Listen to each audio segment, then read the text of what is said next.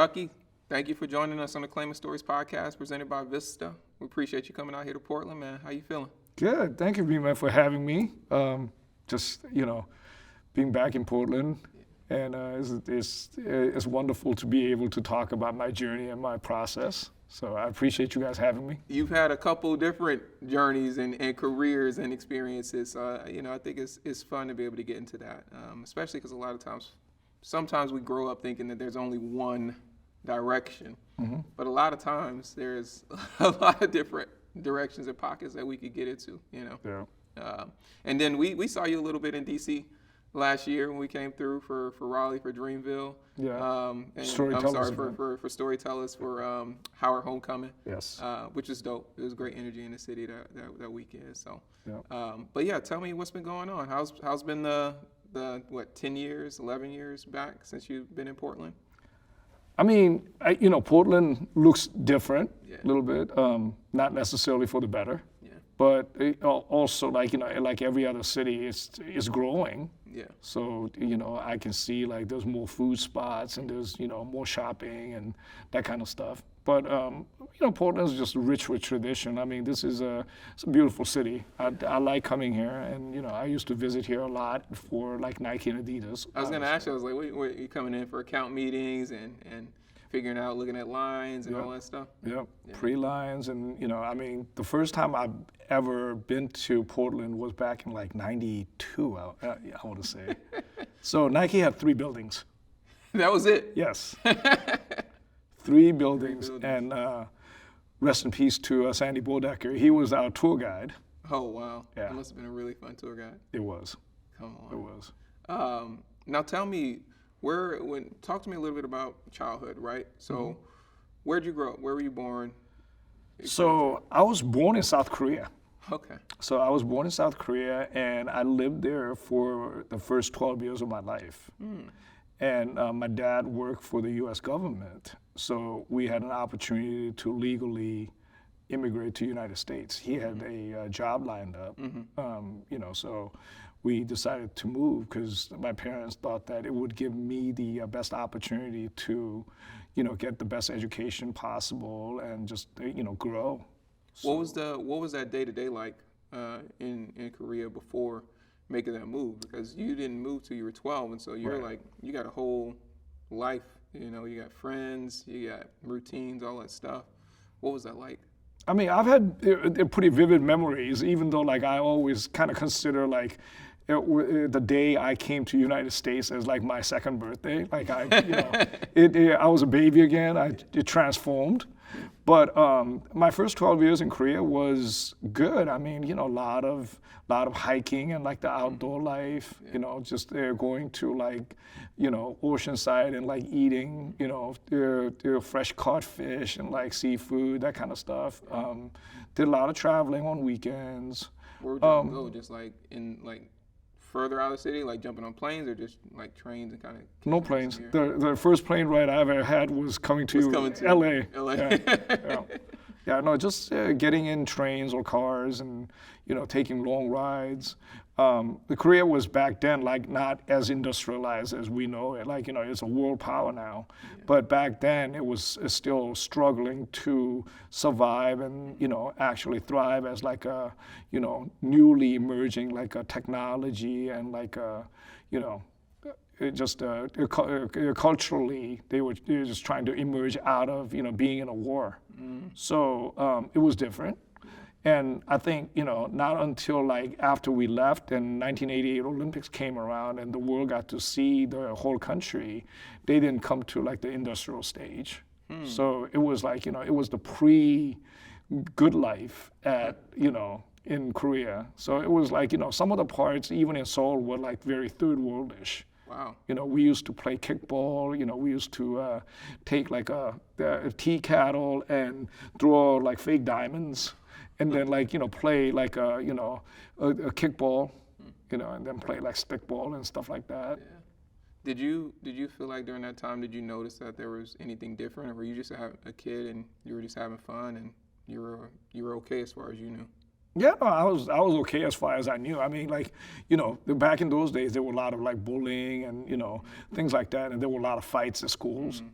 Because I didn't grow up in like necessarily the best neighborhood, so there were a lot of like fights at schools, and the kids used to wear soccer cleats to school on days that they wanted to stomp on somebody. Whoa. Yeah, That young? yeah, Kids were like fighting with cleats on and soccer spikes? yeah. That's bananas. I mean, molded soccer spikes, but it still hurts. Yeah, it still hurts. Did you Yeah. ever get caught up in some of that stuff? No, I mean, I was always very resourceful.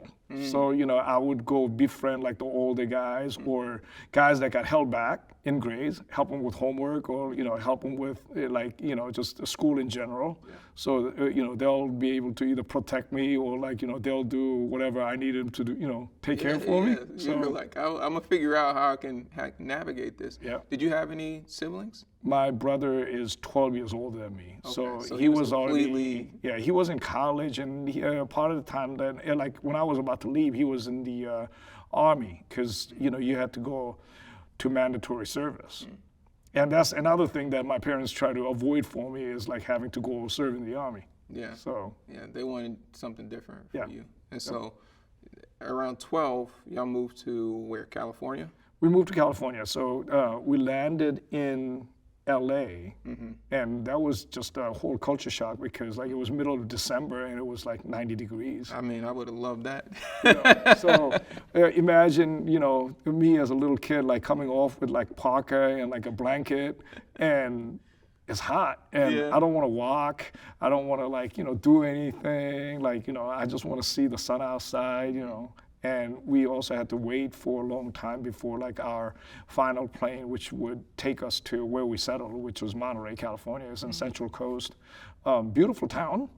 But as a young person, like when I moved there, I found it to be really horribly boring because like, when I was a little kid in Korea, like, as 9 or 10 years old, we used to go around to go to theaters and stuff without parent supervision. Like we would get on, trains and buses. Wait, you were getting on trains without your parents?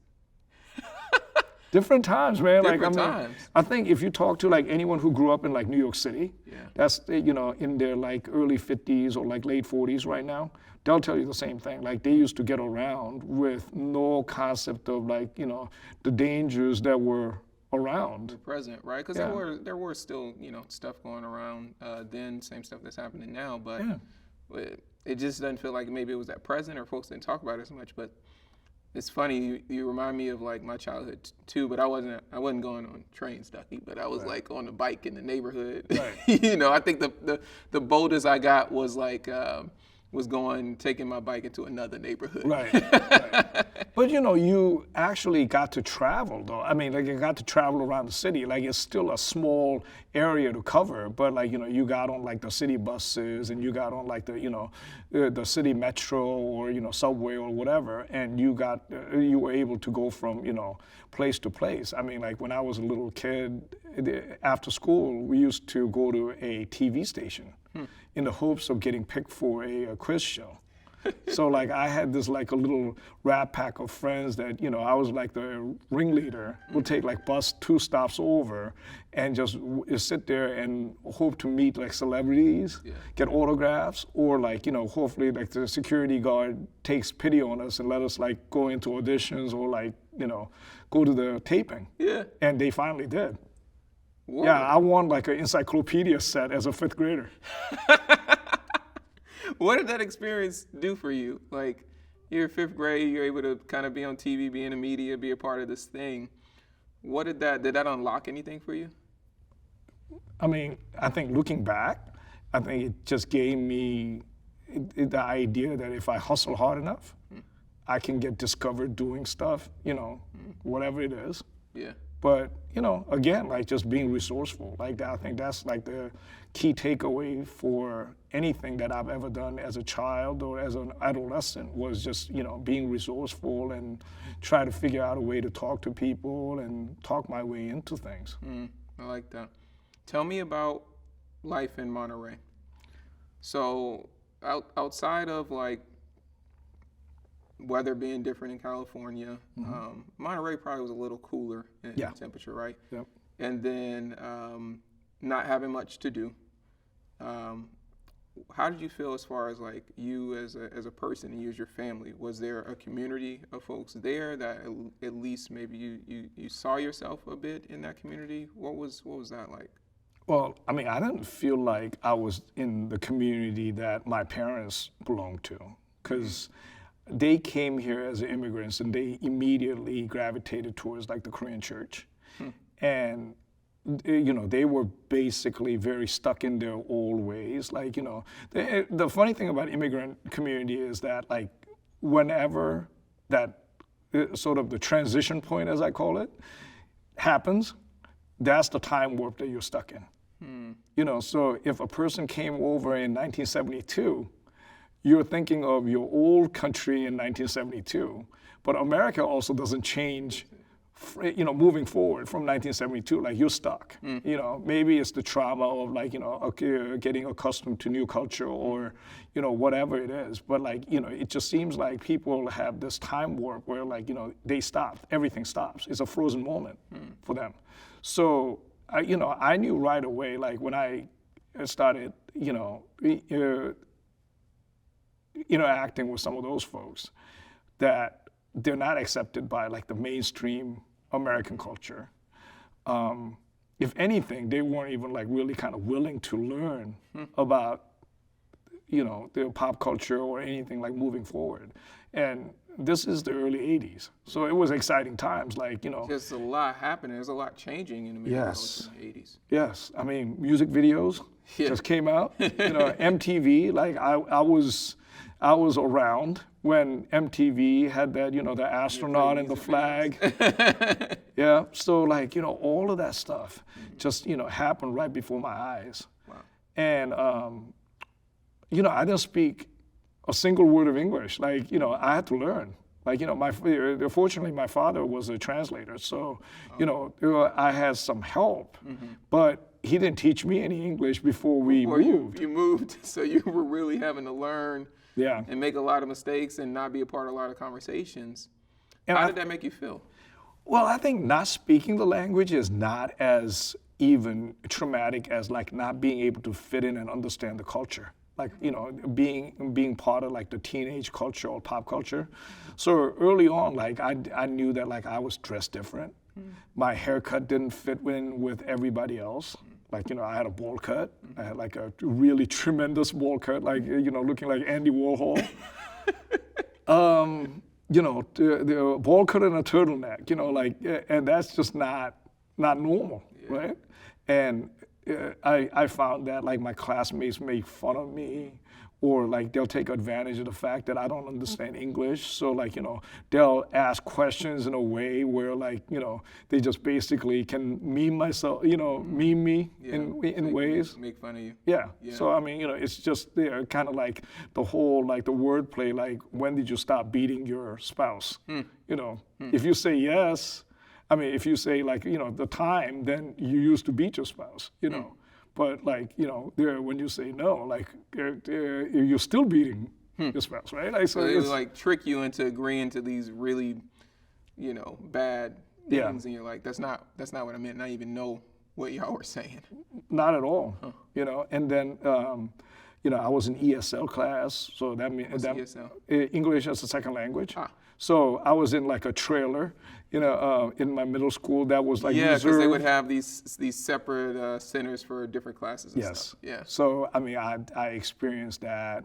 I was good at math because, you know, Korea was so far ahead of math and math compared to America. So like when I came here, like I was allowed to skip a grade and, you know, do well in math, but everything else was just a disaster. And, you know, growing up, like I didn't get good guidance counseling from schools, you know, so like, you know, they didn't tell me about TOEFL, they didn't tell me about like, you know, testing as an English as a foreign language. So that also like kind of deterred me from applying to like the top flight schools, even though I had good grades in math, but like my verbal score was horrible.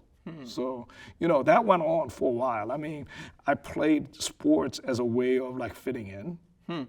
So you found, well, that would make sense, right? Because if the language is a barrier, But if you could just be really good at this thing, then you could essentially play with anyone, right? I mean, I wasn't any good, but I tried really hard. And I mean, like, I was there, like I did, my whole thing was about dedication and just being there, like, and sticking out until the end, like, making sure like I don't pass out from like exhaustion or like, if the coaches turn on the fire hose because, I'm running the last leg, then, I just got to avoid it. Like, just got to run the laps a little bit faster. Wow.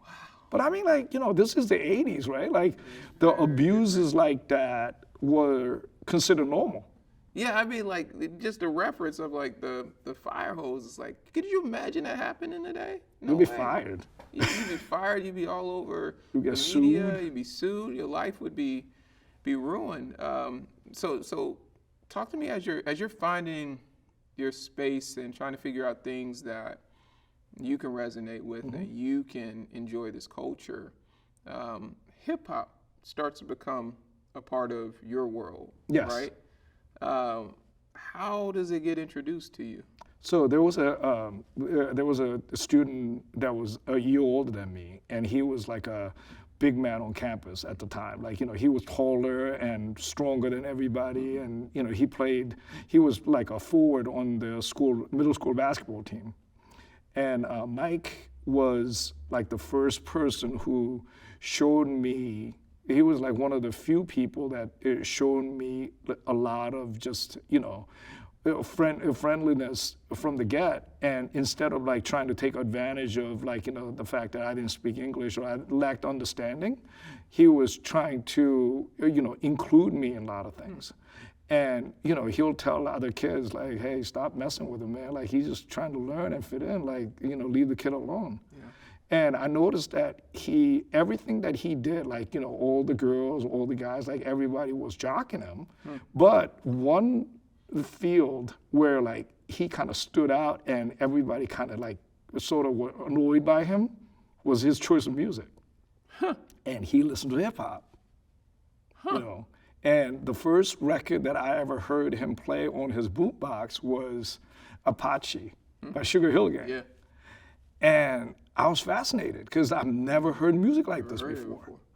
And I've heard R&B, but R&B was like old people music,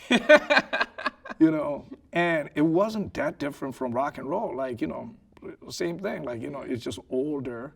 But the rock music, I felt like it really spoke specifically to all those white kids that were like making fun of me. This rap music was interesting. It was disruptive. Yeah. And one thing that I noticed, a lot of those kids that also made fun of me hated it. And they were like, turn that shit off. Why do you think they hated it? Because it's something that they don't understand. It doesn't come from them. It's an alternative. It comes from a different culture. Yeah.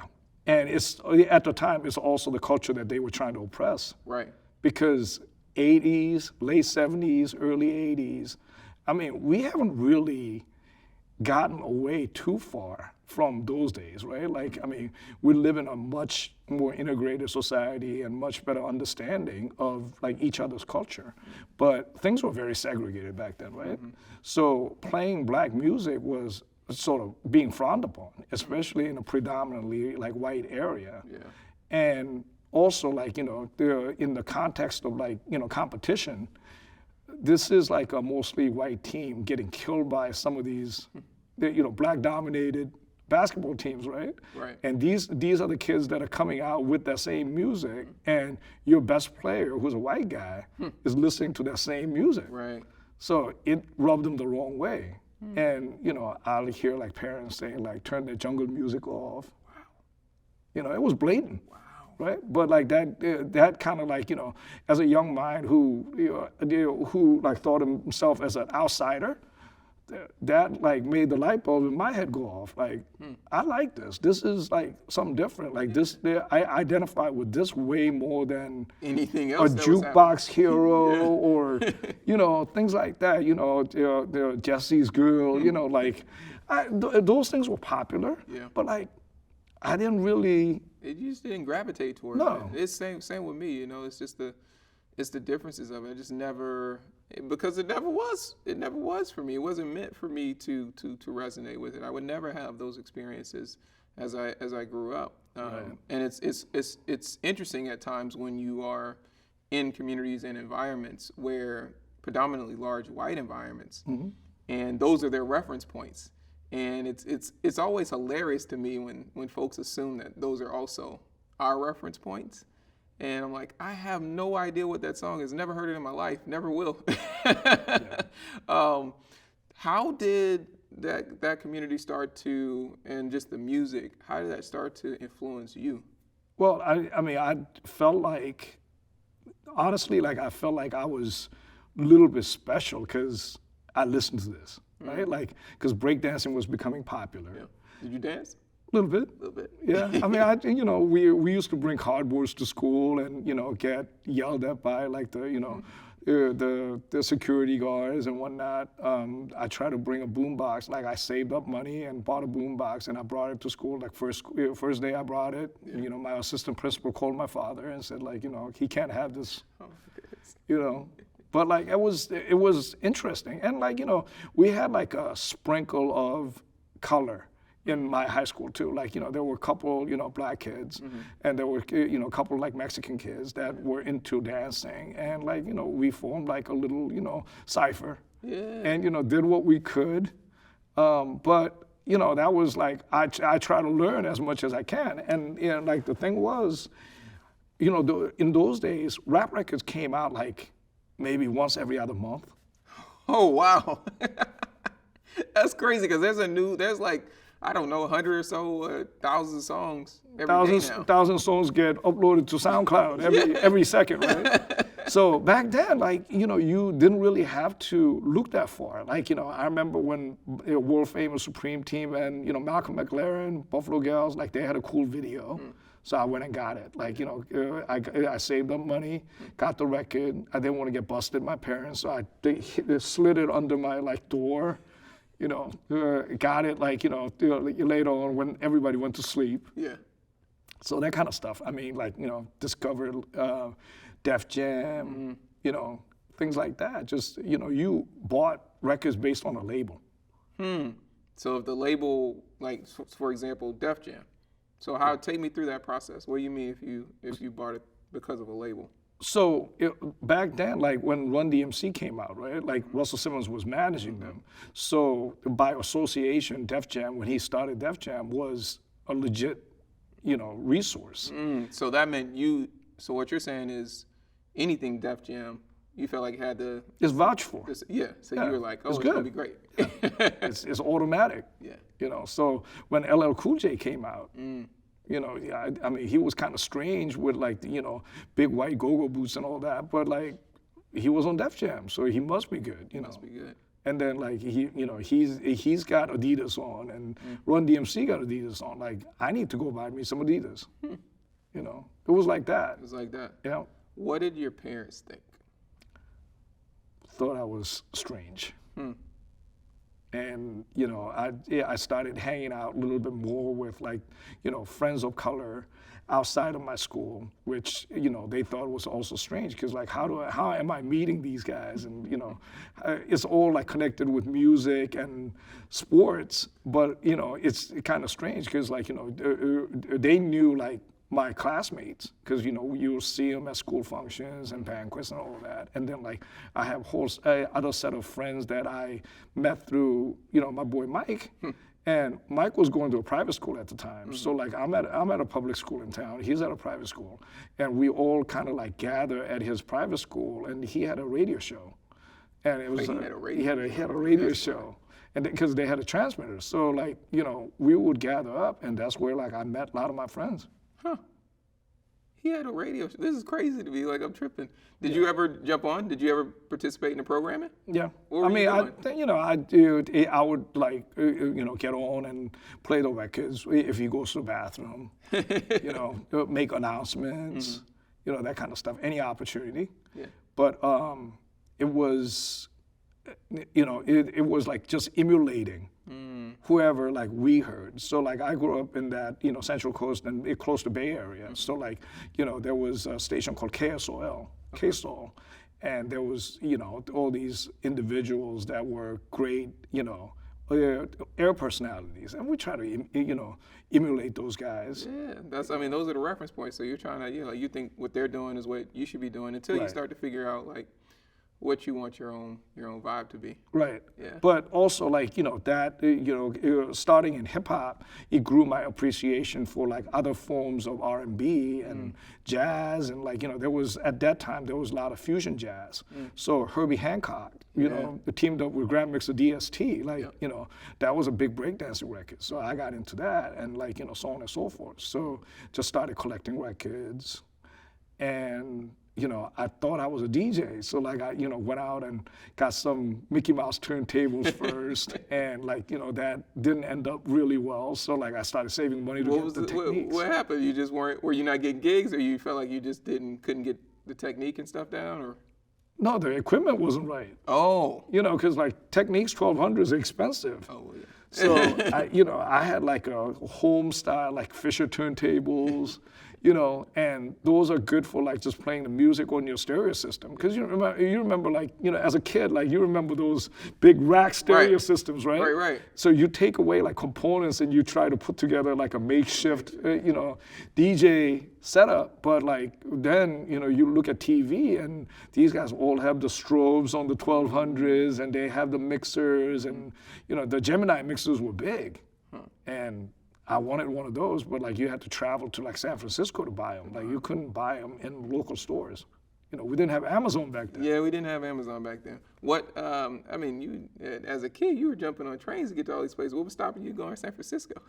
Too far. And, my dad thought that was a, long trip. Asian drivers, anything over hour and a half, 2 hours is a long trip. You got to pack lunches and, have the drinks in a cooler type thing. Yeah. So that was off the table. It was off the table. And then, I think, I recall, the first time we ever went to San Francisco, I think we got a parking ticket. San Francisco will do that. Yeah. They heavily ticket out there. Heavily ticket. Crazy. And also they'll have no parking, no standing zones everywhere. Yeah. And so you're just driving around forever trying to figure out, and where you want to go is of course right there. Yeah. So I think there's a fine line between being, understanding the client's economic situation or background, right? Versus becoming subject to exploitation. So if I have to work free for a Fortune 500 company or a multinational conglomerate, right? And I don't get paid, there's something wrong with that picture. Maybe I'm getting pimped. But the source was started by 2 kids out of a dorm room at Harvard University. So, just a common sense would dictate that they didn't have a lot of money. Have a lot of cash on hand to start that business. Their parents may have had cash to send them to, Harvard, but they themselves were struggling college students. So, when I went to their office in New York, everybody was my age or younger. I met Matty C. He was doing unsigned hype. He was there. Yeah. Reginald C. Dennis. James Bernard. All these guys, man. And I feel like they were sort of my heroes, even though we're close in age, because they had that first person view of the artists that I really looked up to. That I enjoyed listening to their art. And these guys were not only journalists, because you have guys like Greg Tate, who's a journalist, but these guys were part of the culture.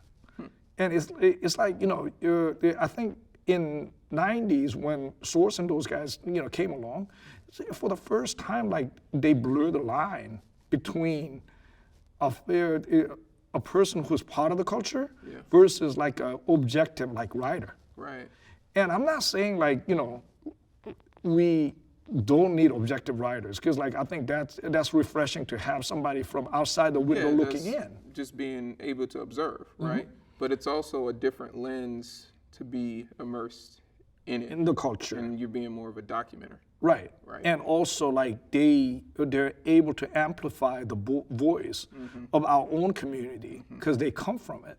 You know, they experience the same things that we experience every day. Like, you know, I'll go up to the source offices and like, you know, we're always going to listening parties. We're always hanging out at the rooftop at some club meeting with artists, you know, and there's, you know, L's being passed around and 40s being passed around all the time. So, I mean, that was like, you know, if you ask me, would I ever do that again for free? Answer is 100%. Absolutely. Absolutely, because it was fun. Like, you know, it's almost like you're on a vacation, you know, but you're working and you're networking. And it's like Club Med for hip hop heads, right? So, yeah, I don't regret that at all. Yeah. And I mean, there's been parts of my career where like I felt like I did get taken advantage of. Like, you know, when I interned for Hoop It Up, which is part of the NBA, I made cold calls to, you know, secure a bunch of sponsorships. You didn't see any of that.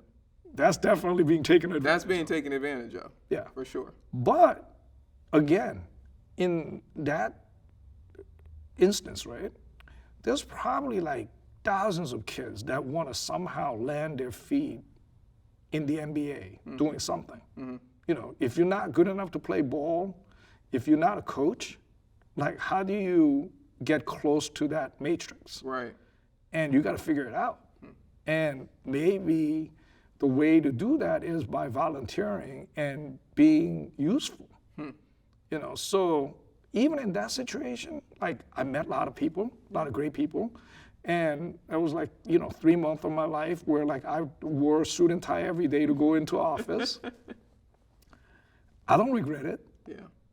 You know, because that gave me another perspective. You know, and when you're that young, you have nothing to lose but to just learn. And like some kids nowadays, like, you know, you take a gap year or you take like a year to like explore, you know, go on a hiking trip or go on a backpack trip to Europe.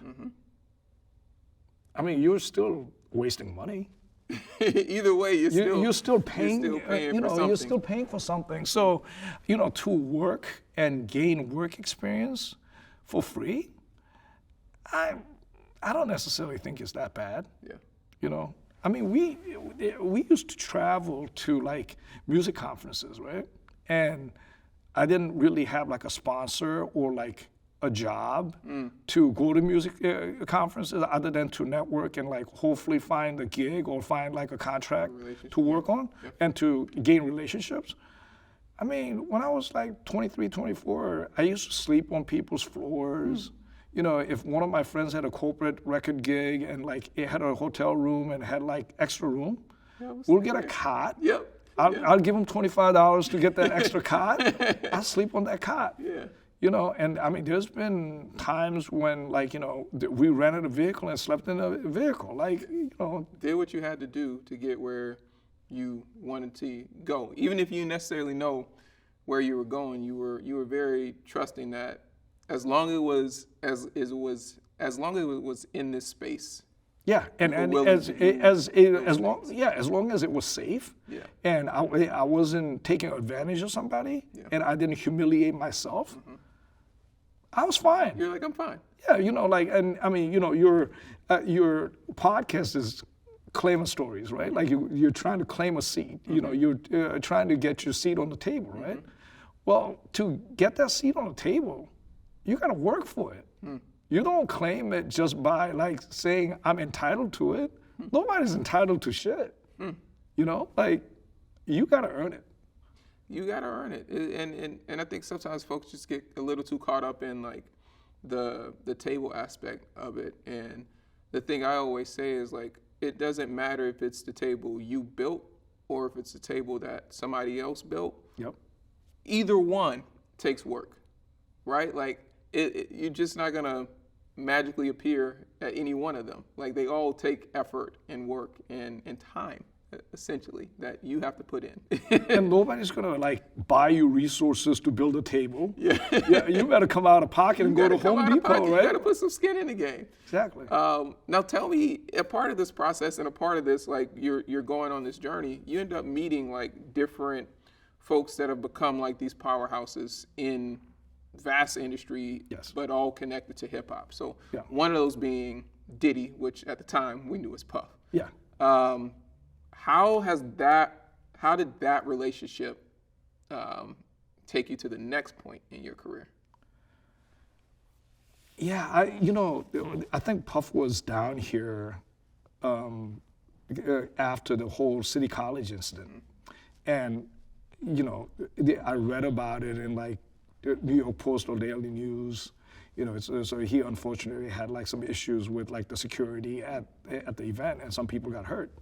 So he's down here, and he's friends with a lot of the kids that I'm friends with at Howard.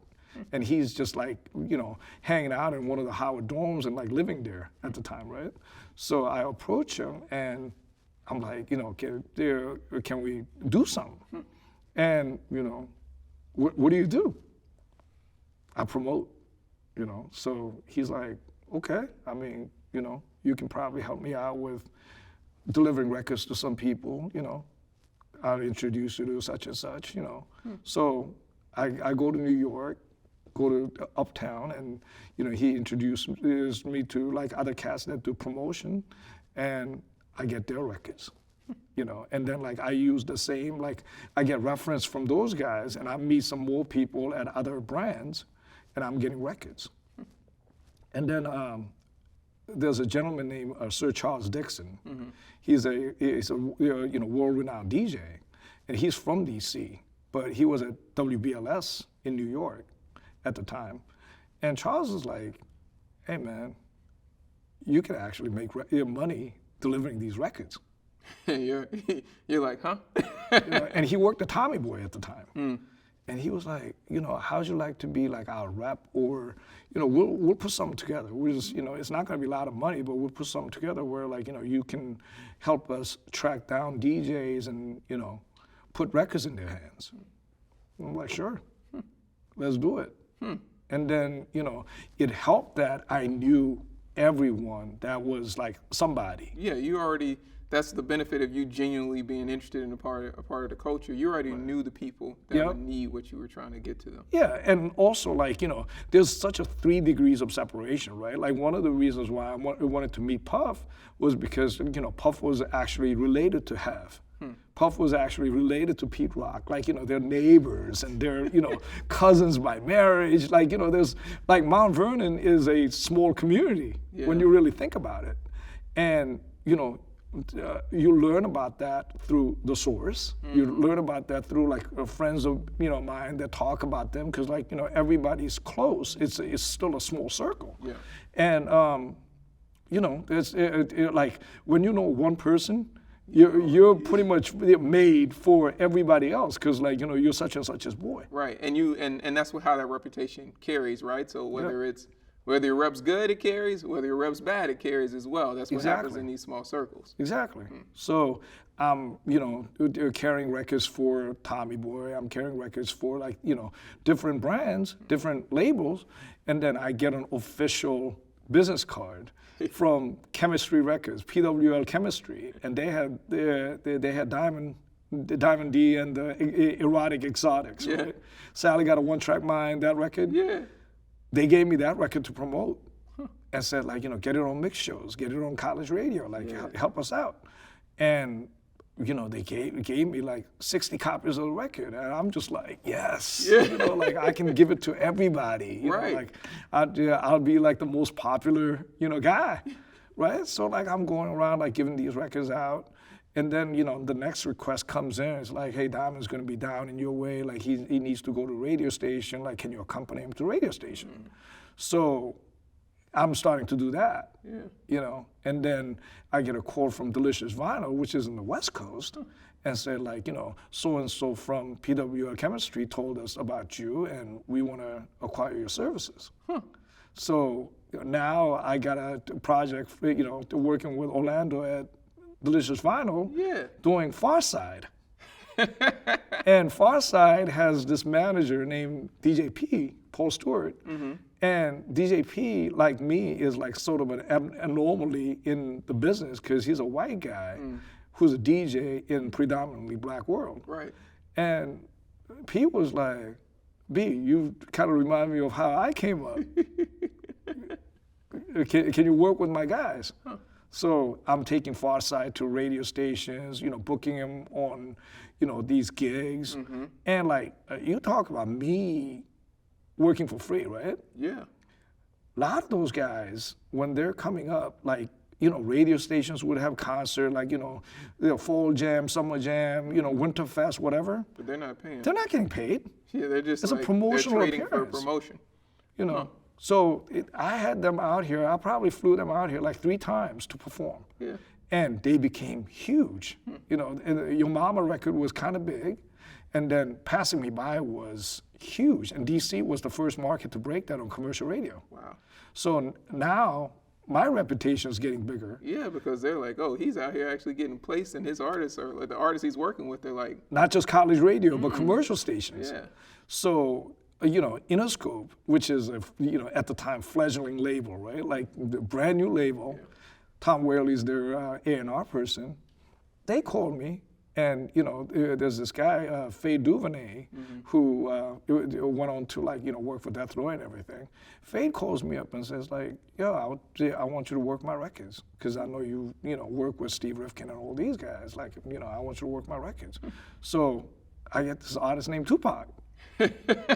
What? And I had met him as a roadie. He was a roadie with Digital Underground before, so like I knew him already. You knew him, yeah, but it was different. You're like, oh wait, yeah. Yeah, I can do What's that. up? I can do that. Didn't he just do a movie? And they're like, yeah, he was in this thing called Juice. Yeah. Let's go. Huh. So I had him, do like a autograph signing session. I leveraged his, movie appearance. And he had Brenda Got a Baby and all those records, like Keep Your Head Up, like those are coming out. And he did an appearance with BET. So I'm getting to know like the folks at BET now. Yeah. I'm going over there, like I'm participating in their like diversity campaign because they needed an Asian guy, like a Latino guy to be in the mix. So like I'm on screen, getting to do all this stuff, like which like I think like every kid dreams of doing. Yeah. But like it just naturally like it kind of came my way because I was in with the right folks and I'm just doing like whatever they need me to do. You're doing it. I'm doing it. I want to ask you, as you think about the future of where hip hop is going, as you've been so largely part of where it's been, what's your point of view on that? It's good that folks that look like you and I have been able to build such a large economic entity. And it's a movement that not only like defines American culture, but like it's such a large economic force behind it. Because like, when you really think about it, as much as like, some of the guys want to deny it, right? Like sneaker culture is part of hip hop. Absolutely. You don't have sneaker culture without hip hop. It would have been just sporting goods. Yeah. You know what I mean? So things like that, when you really think about like just do-it-yourself swag being a byproduct of hip hop, right? It's really just amazing that we came this far. But at the same time, you see the culture getting diluted. Yeah. Same way like, jazz, same way as rock and roll, whatever, movements that came before us, it gets diluted, it gets commercialized, it gets exploited. Yeah. And it even gets exploited by some people who started out with good intentions that feel like they're owed something, so they have to go exploit it somehow.